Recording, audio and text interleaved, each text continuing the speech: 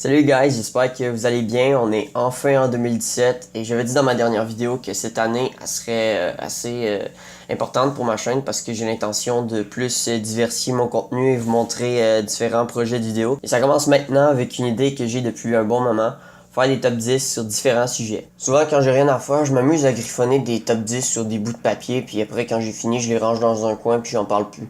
Bon, ça sera rien, j'avoue, mais c'est une manie que j'ai quand j'ai rien à faire. Et quand j'ai commencé ma chaîne, je me suis dit que ce serait une bonne idée de faire mes top 10 en vidéo. Ça commence maintenant avec le premier sujet dont j'ai envie de parler, les séries télé.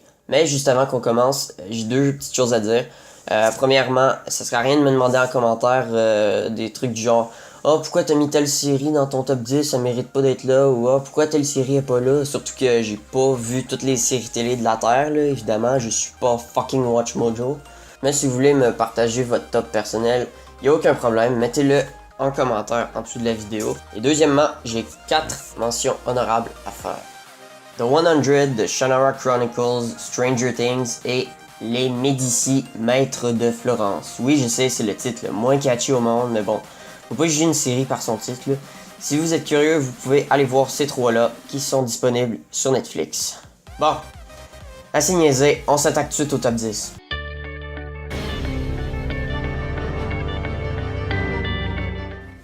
Le numéro 10, c'est la série que tous les gardes de prison devraient regarder avant d'être embauchés, mais aussi la série qu'aucun prisonnier devrait voir parce que c'est l'histoire d'un ingénieur super intelligent qui décide de se faire mettre volontairement en prison pour en faire sortir son frère et de le sauver de la peine de mort pour un crime qu'il a pas commis. Y aurait-il un complot gouvernemental derrière tout ça? Yes! Et non, c'est pas un spoiler parce que de toute façon, on l'apprend dans les premiers épisodes. Bref, cette série-là, c'est une guerre sur deux fronts où on a d'une part une avocate déterminée qui n'hésite pas à se mettre dans la merde pour trouver les responsables du complot gouvernemental, et de l'autre part, qui est accessoirement beaucoup plus intéressante, on a les deux frères qui se cassent le cul à essayer de trouver une façon de sortir de prison tout en évitant d'avoir l'air suspect aux yeux des autres prisonniers, des gardes, du directeur et de l'infirmière principale avec qui notre protagoniste tombe en amour au pire moment possible, slash étant forcé d'accepter ou d'inviter du monde dans leur équipage en fonction des circonstances, slash étant forcé de dealer avec les imprévus, puis des imprévus, il y en a en tabarnak, slash se faisant le plus discret possible lorsqu'il explore la prison la nuit, slash essayant d'avoir des nouvelles de l'extérieur sur le complot, slash essayant de faire passer des messages à des gens de l'extérieur pour une évasion sécuritaire, le plus possible en tout cas, slash étant obligé de faire tout ça en quelques semaines avant la date de la peine de mort. Bonne chance en tout cas. Dans le fond, cette série-là, c'est comme un One Piece moderne où on a un protagoniste principal qui a un but précis et au fur et à mesure que l'histoire avance, de plus en plus de personnes rejoignent son équipe et ils ont tous des rêves différents, mais pour les réaliser, ils doivent d'abord aider le personnage principal à réaliser le sien.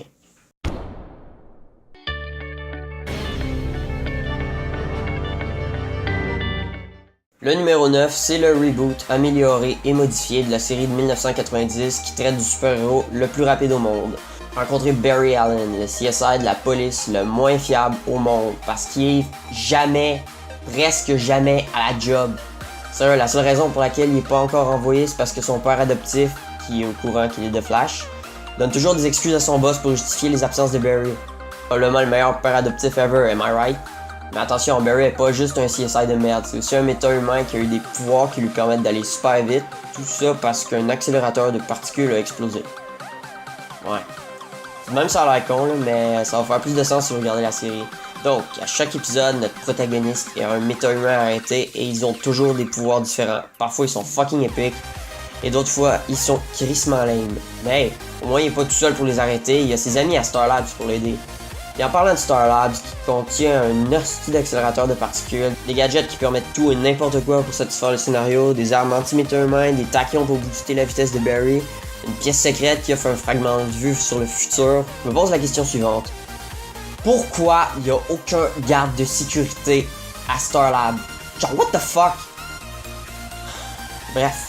Revenons à la Team Flash. D'abord, on a Iris, le crush de Barry, qui est dans la team presque juste parce qu'elle fait partie du cast principal. Il y a aussi son frère Wally, qui est le perso le plus ennuyant et plate de la série, fait qu'on s'attendra pas sur lui. Ensuite, on a Caitlin et Cisco, qui sont les deux hackers de la team, et ce sont aussi eux qui fabriquent la plupart des gadgets que Barry utilise dans la série.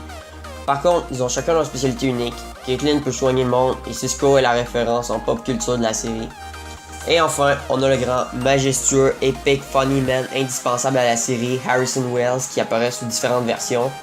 On a d'abord le Mad Scientist dans la saison 1, le BFF de Cisco et courageux badass dans la saison 2, et maintenant dans la saison 3, on a le dude fucking perdu, mais vraiment agréable et sympathique, avec qui j'aurais bien envie d'être ami, parce qu'il est assez cool, sauf qu'il veut pas lâcher sa calice de baguette de drum. Sérieux, vous regarderez attentivement les épisodes de la saison 3 avec Harrison Wells, il a tout le temps sa crise de baguette de drum dans la main.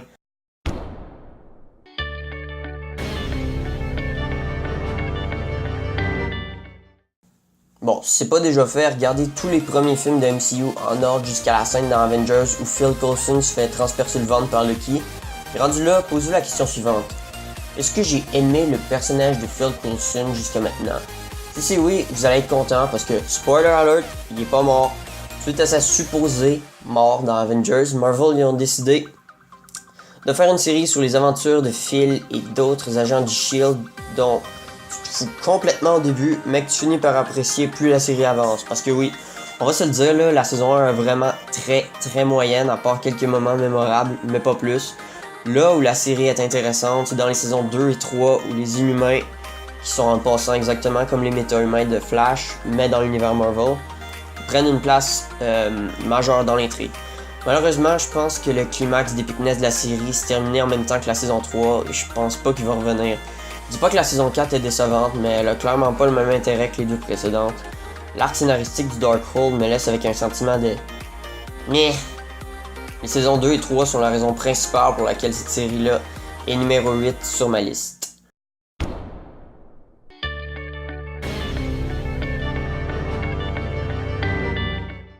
Yo, qui a dit qu'une série d'espionnage devait absolument être super sérieuse? Ici, le personnage principal, qui s'appelle Chuck, est un gars assez normal, qui a un emploi basic normal, mais qui a une vie, disons, normale. Mais tout va changer quand son ancien ami, devenu espion, lui envoie par courriel avant de mourir tous les secrets d'état en images cryptées, et quand il ouvre le courriel, toutes les images / infos se transfèrent dans sa tête comme s'il était un ordinateur. Et là, vous pensez sûrement que la CIA est allée le chercher et qu'il s'est fait enfermer dans une cellule sombre pour se faire extirper les secrets de la tête à l'aide de lunettes faites exprès pour ça, hein? Non, fuck that! Pourquoi faire simple quand on peut faire compliqué? By the way, ils les ont, les lunettes spéciales, hein? On va les utiliser plus tard dans la série pour retirer ce genre de secrets de la tête du monde. Mais là, au lieu de les utiliser direct au début, ils décident d'envoyer 2 espions pour protéger notre protagoniste à temps plein. La première s'appelle Sarah et elle se fait passer pour la blonde à Chuck pour pouvoir le protéger dans sa vie privée. Mais pour sa vie au travail, par contre, c'est une autre histoire. C'est là que le deuxième espion chargé de sa protection arrive, il s'appelle John Casey, puis ce gars-là, c'est le king des malaises en public et en dehors de sa vie d'espion. Et quand il est pas en mission et qu'il doit faire semblant d'être un civil, ça donne des situations solidement malaisantes qui l'amènent à rager et frapper les autres employés du magasin dans lequel il est forcé de travailler avec Chuck. Puis oh my god, ce magasin-là s'appelle Buy More. On a tous rêvé au moins d'une fois d'y travailler en regardant la série, avouez-le. Avouez-le, on a tous espéré que les magasins d'électronique du même type que Buy More aient des boss aussi hilarants que Big Mike, des collègues aussi épiques que Morgan, Jeff, Lester, pis toute la gang d'employés nameless qui sont là juste pour remplir le magasin. Mais malheureusement, c'est pas le cas. Pour revenir à Chuck, il fait pas juste chiller au magasin toute la journée, non. Il est aussi utilisé comme informateur pour la CIA et doit souvent aller sur le terrain avec Sarah et Casey pour identifier des cibles et ou ennemis grâce à l'ordi qu'il a dans la tête et ça fait partie des moments bijoux de la série. On peut vraiment se mettre dans la peau de Chuck vu qu'on découvre le monde de l'espionnage en même temps que lui et lorsqu'il se retrouve face à des imprévus en mission, il réagit comme il peut et des fois il se retrouve dans la merde vu que c'est un gars normal qui a aucun skill en espionnage. Clairement la série la plus drôle du top 10.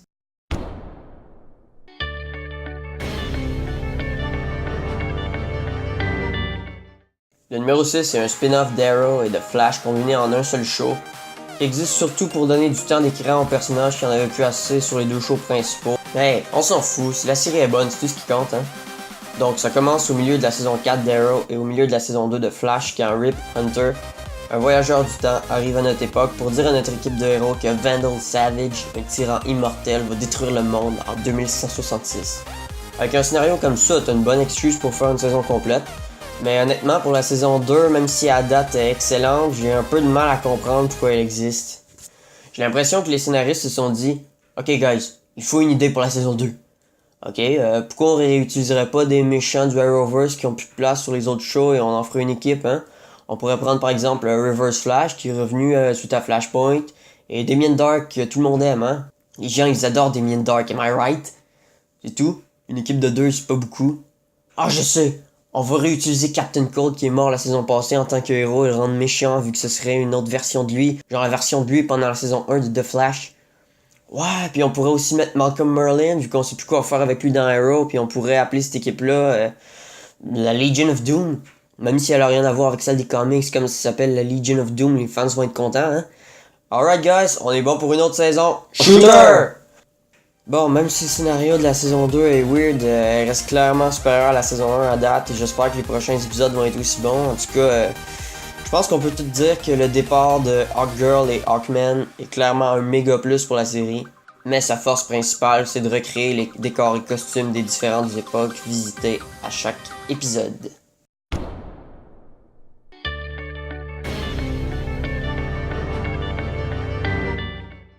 Laissez-moi vous présenter une autre série Marvel qui se passe dans le coin le plus Gotham-like de New York, Hell's Kitchen. Oui, ça ressemble plus à un nom de restaurant qu'à un nom de quartier, mais bon, étrangement ça sonne bien. Préparez-vous à suivre les aventures de Matt Murdock, un protagoniste pas comme les autres. C'est exact, il est différent parce qu'il est aveugle dû aux produits chimiques qu'il a reçus dans les yeux quand il était enfant. Et comme il a perdu la vue, ses autres sens se sont surdéveloppés et il va apprendre à les utiliser à son avantage en combat grâce à l'entraînement de ce truc-tu qui est le gars le moins friendly au monde. Et tout ça va amener Matt à devenir le justicier qui est aujourd'hui en étant avocat le jour et casseur de gueule professionnel la nuit. Il va se faire à lui tout seul tout le crime organisé qui essaye de prendre contrôle de Hell's Kitchen par la corruption et la violence jusqu'au boss final qui est le Cade. Oui, j'ai dit le Cade et non Kingpin, oui ça me fait plaisir. Bref, tout ce que j'ai dit c'est juste l'intrigue principale, mais il y en a des secondaires évidemment, qui s'entremêlent extrêmement bien avec la principale dans cette série qui maîtrise à perfection les scènes d'action, les dialogues, le suspense, l'éclairage et les plans séquences. Le seul problème c'est que c'est lent au début. La série prend trop de temps avant de vraiment démarrer, mais quand ça part en tabarnak puis ça reste épique jusqu'à la fin. C'est pareil pour la saison 2, sauf que c'est encore mieux. Ah oui, puis j'ai dit tantôt que c'est une série Marvel, hein? Eh ben, vous l'auriez oublié si la série faisait pas tout son possible pour vous rappeler que ça se passe dans le même univers que le MCU en vous balançant des clins d'œil aux événements du film Avengers dans la moitié des épisodes.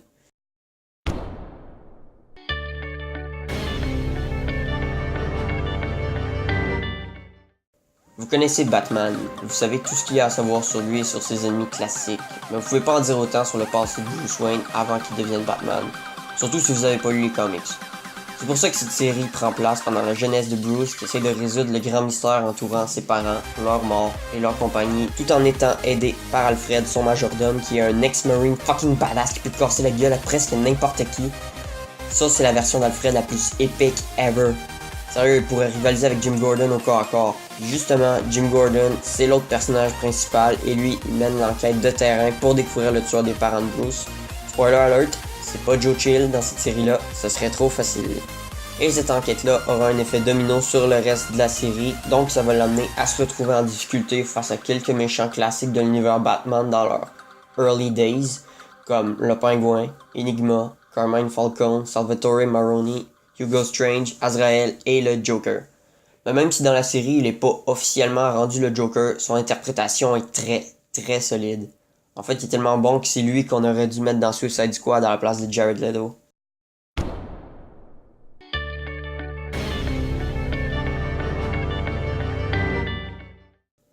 Est-ce que vous aimez le genre de jeu qui se démarque des autres par leur violence gore? Parce que pour les séries télé, on a la même affaire ici. On replonge dans le passé, à l'époque de l'Antiquité, où le spectacle le plus à la mode, c'est de voir des gladiateurs s'entretuer dans une arène. Mais attention, cette série-là est sérieuse. Elle est inspirée d'histoires vraies et raconte l'ascension épique de Spartacus en quête de liberté et d'indépendance face à l'Empire romain. Et pendant toute la série, il se fait appeler Spartacus, même si c'est pas son vrai nom, et si vous pensez qu'on va savoir son vrai nom à la fin, c'est pas le cas. Dans le fond, si vous avez regardé la série juste pour ça, vous l'avez regardé pour rien. Préparez-vous pour une aventure qui pourra satisfaire tous les goûts. Il y a assez de stock pour les amateurs d'action, avec des scènes tellement bien réalisées et chorégraphiées qu'elles font passer le film Gladiateur pour une crise de joke en comparaison. Pour les amateurs de gore, avec des morts souvent plus violentes que dans Game of Thrones. Pour les amateurs de porn, avec des scènes de baise intenses. Pour les amateurs de suspense, avec à chaque saison un nouveau complot entre aristocrates qui finit toujours par avoir des répercussions sur les gladiateurs principaux. Et enfin, il y a assez de stock pour les fans de comparaison comme moi.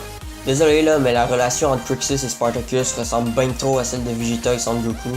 Si vous avez vu la série, là, vous savez que c'est vrai. Et il y a aussi le personnage de Gannicus qui est un mélange entre le meilleur sportif de la classe à l'école que tu veux absolument dans ton équipe parce que tu sais qu'il va te faire gagner la partie, et Gildarts de Fairy Tail. Come on, je suis pas le seul qui a remarqué ça, right? Right? Bon, ok, next.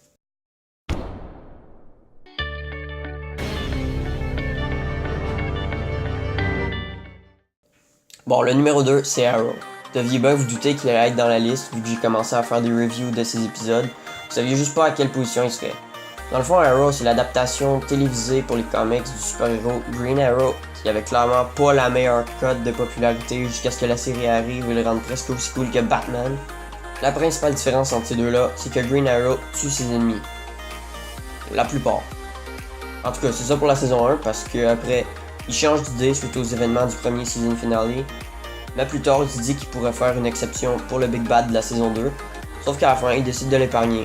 Et ça continue comme ça jusqu'à ce qu'un personnage clé meure, et là, il se dit que s'il n'avait pas été aussi mou, ce personnage mort serait toujours en vie.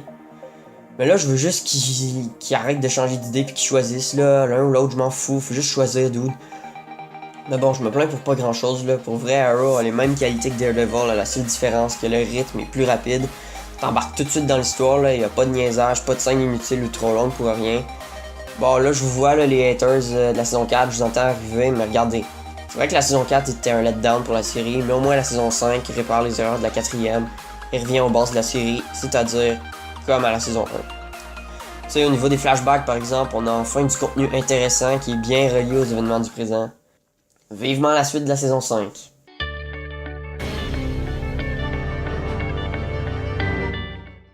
Vous savez, si vous demandez à quelqu'un c'est quoi sa série préférée, il risque de sortir une de ces 4 réponses-là. Moi, je fais pas exception à la règle, Game of Thrones est mon number one. Est-ce que j'ai vraiment besoin d'expliquer pourquoi c'est ma série préférée? Ben, pour les mêmes raisons qui font que cette série-là est la plus populaire au monde. Personnages variés avec des buts différents, lieux et décors incroyables, effets spéciaux dignes de films et parfois même meilleurs que ceux qu'on voit au cinéma, musique et citations mémorables, aucun personnage principal officiel vu que c'est raconté en plusieurs arcs scénaristiques qui partent d'un seul et même point, se séparent et finissent par se rejoindre au même point qui est le trône de fer. Cette série-là, c'est comme une partie du Risk en live action. Game of Thrones est tellement complexe et complet que ça mérite bien sa place sur le trône de mon top 10. Un petit jeu de mots poche. Merci guys d'avoir regardé. Si vous avez aimé, n'hésitez pas à me laisser un j'aime. Abonnez-vous à ma chaîne si vous êtes nouveau. Et n'oubliez pas de me mettre votre top 10 des séries préférées dans les commentaires. Top 5 ou top 3 ou juste votre série préférée, là, comme vous voulez. Et comme d'habitude, on se revoit dans la prochaine vidéo. Ciao guys!